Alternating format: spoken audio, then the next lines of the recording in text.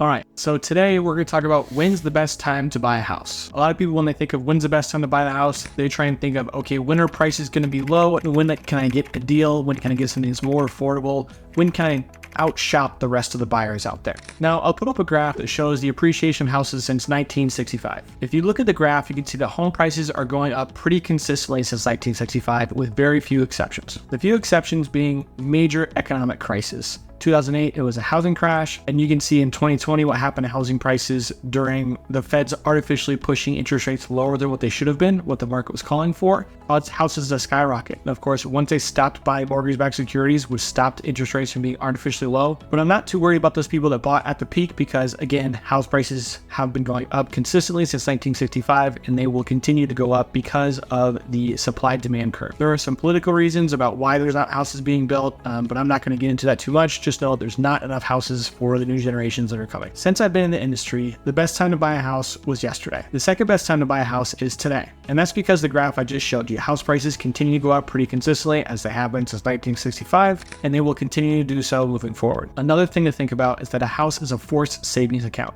So the earlier you start it, the more you're going to grow over your life, just like a savings account. The best time to start is when you can start. So I heard this quote from Warren Buffett a while back, and it stuck with me, and I think it really applies in this situation. That quote is, "Be fearful when other people are greedy, and be greedy when other people are fearful." Now what this means, if there's a pandemonium of everybody going out buying houses, you should be fearful. You should not go out there and join the masses and get into these crazy bidding wars, buying houses for hundreds of thousands of dollars over what they are appraised for. Now this happened recently in 2020 and 2021. Again, because interest rates were so low, payments were affordable, people outbid on houses. It was a really ugly time to be a buyer. There was 50 offers on a house. It was next to impossible to get your offer accepted. But the second half of that quote, "Be greedy when other people are fearful," can play to your advantage. For instance, when I bought my first house, it was right in the middle of COVID. There was nobody out, nobody wanted to leave their house. They were scared of everything. And of course, anybody that was selling their house saw crickets. Nobody was coming to look at things.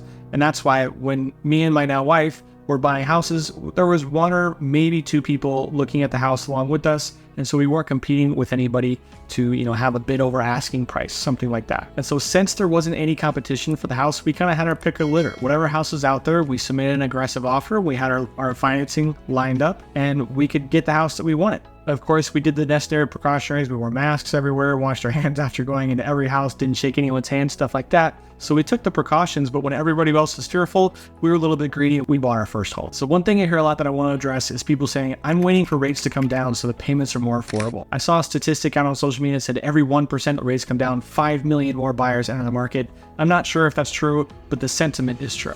When rates come down, there will be a flood of buyers that enter the market, making it just how it was in 2021, where you're competing on different houses, bidding over the asking price, making it really difficult to get your offer accepted. You might find a house that you love, but you can't get your offer accepted because there's just too much competition. Another thing that happens when there's a lot of buyer competition is that it pushes prices up because you get in these negotiation wars with houses and home values follow that. So say you're out shopping for a house. There's a house for sale that's $700,000. You don't want to write an offer on it because rates are too high, the payment's not what you want. The payment would be about $5,900. So you wait 6 months, rates come down about 0.5%, but because of buyer competition, that price of that house is now $730,000. So rates came down 0.5%. The value of that home is now $730,000. You're now paying $100 more per month for that same home. So think about that on top of that, you just missed out on $30,000 of appreciation and $3,000 of earned principal through payments you would have made if you bought that house 6 months earlier. So if you've said or you heard someone saying they're waiting for rates to come down so the payments are more affordable to buy a house, it doesn't work that way. When rates come down, competition pushes prices higher, making payments less affordable than they were in the first place. And one thing we also need to talk about is seasonality of real estate. Winter is typically the slow time of the year. The main theory for why this is true is because of schools. Parents don't want their kids switching schools in the middle of the school year. They'd rather do it over summer break.